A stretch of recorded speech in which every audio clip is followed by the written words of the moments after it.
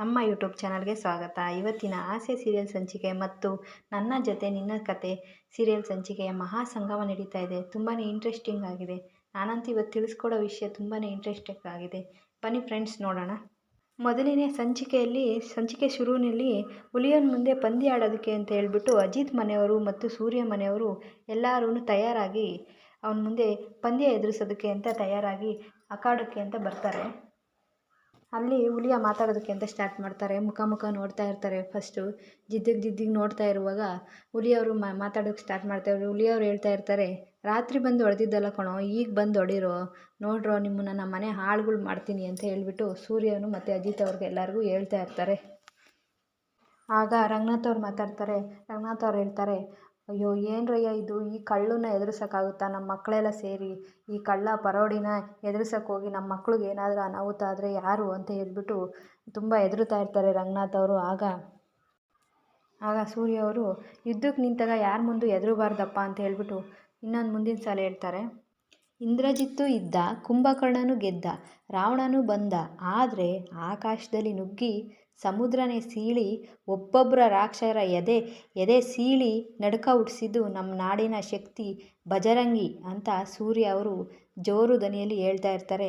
ಮತ್ತೆ ಅಖಾಡದಲ್ಲಿ ಎದುರು ಬದಿಗೆ ಎಲ್ಲ ಮುಖಗಳನ್ನ ನೋಡ್ತಾ ಇರ್ತಾರೆ ಆಶ್ಚರ್ಯವಾಗಿ ಹುಲಿ ಅವ್ರ ಕಡೆಯವರು.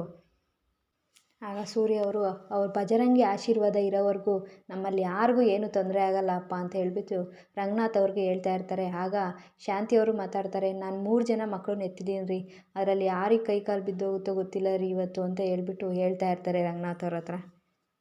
ಆಗ ರಂಗನಾಥ್ ಅವರು ಅಪಶಕನ ಮಾತು ಯಾಕೆ ಆಡ್ತೀಯ ಶಾಂತಿ, ಎಲ್ಲರಿಗೂ ಮಕ್ಳಿಗೆ ಆಶೀರ್ವಾದ ಮಾಡಿ ಕಳಿಸು ಅಂತ ಹೇಳ್ತಾರೆ. ಆಗ ಆಶೀರ್ವಾದ ಮಾಡ್ತಾರೆ. ರವಿಯವ್ರಿಗೂ ಆಶೀರ್ವಾದ ಮಾಡ್ತಾರೆ, ಮನೋಜವ್ರಿಗೂ ಆಶೀರ್ವಾದ ಮಾಡ್ತಾರೆ. ಆಗ ಸಕ್ಕರೆ ನನಗೂ ಆಶೀರ್ವಾದ ಮಾಡು, ಗೆದ್ದು ಬರಲಿ ಅಂತ ಹೇಳು ಅಂತ ಹೇಳ್ಬಿಟ್ಟು ಸೂರ್ಯ ಅವರು ಸಕ್ಕರೆ ಹತ್ರ ಕೇಳ್ತಾ ಇರ್ತಾರೆ. ಆಗ ಆಯಿತು ಕಣೋ, ನೀನು ಗೆದ್ದುಬಿಟ್ಪಾ ಅಂತ ಹೇಳ್ಬಿಟ್ಟು ಆಶೀರ್ವಾದ ಮಾಡ್ತಾರೆ ಶಾಂತಿಯವರು.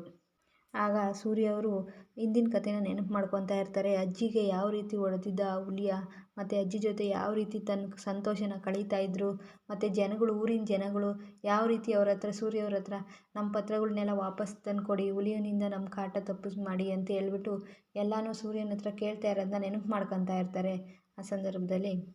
ಆಗ ಸೂರ್ಯವರು ಮತ್ತೆ ಶಾಂತಿ ಹತ್ರ ಹೋಗ್ಬಿಟ್ಟು, ನನಗೆ ಆಶೀರ್ವಾದ ಮಾಡು, ಅವನ ತಲೆ ತಂದು ನಿನ್ನ ತಲೆ ಹತ್ರ ಇಕ್ಕಿಸ್ತೀನಿ, ಆ ಹುಲಿಯನ್ನ ತಲೆಯನ್ನು ನಾನು ಕಡಿದ್ಬಿಟ್ಟು ನಿನ್ನ ತಲೆ ಹತ್ರ ಇರಿಸ್ತೀನಿ ಅಂತ ಹೇಳ್ಬಿಟ್ಟು ಶಾಂತಿಯವರ ಆಶೀರ್ವಾದನ ತುಂಬಾ ಸೂರ್ಯ ಅವರು ಕೇಳ್ತಾ ಇರ್ತಾರೆ. ಆಗ ಅವರು ಶಾಂತಿಯವರು ಆಶೀರ್ವಾದ ಮಾಡ್ತಾರೆ.